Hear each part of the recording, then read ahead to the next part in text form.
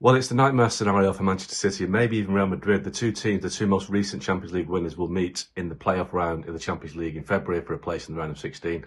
And obviously, when the new format was designed by UEFA, it wasn't anticipated that two of the biggest clubs in Europe, two of the most successful clubs in Europe, would meet so early for a place in the round of 16. But that's where we're at. It's Haaland versus Mbappe. It's Jude Bellingham at the Etihad. It's Pep Guardiola against Carlo Ancelotti, two of the most successful ever coaches in the Champions League.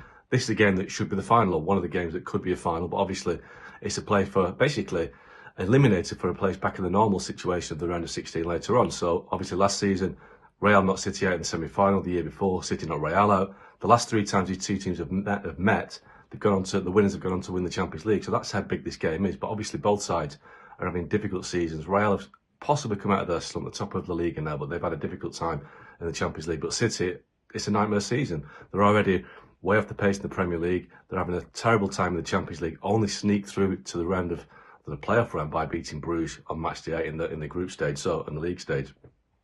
So it's a massive game, and City will obviously hope to salvage their season by beating Real. But the potential is that by playing a fellow heavyweight, it might actually inspire City or raise City to produce a performance that is more in keeping with what we've come to expect of Pep Guardiola's side. The flip side is this City team is on the way down. They've got an ageing team, a lot of missing legs in midfield, and the new signings that they've made so far, Omar Mamouche and Kuzunov at the back, will be able to play in the knockout in the playoff round. But can they deliver against a team as good as Real? So on the basis of what we've seen so far this season, Real are the favourites to win this game. They are the better team. They've got players in form. City are struggling, but never write Man City off. Pep Guardiola's side may have got one big performance left in them, one big season. And with Erling Haaland not having the greatest time recently in terms of goals, he's got his new big contract, but you can never write Haaland off. So City were terrible against PSG in Paris less than 2 weeks ago.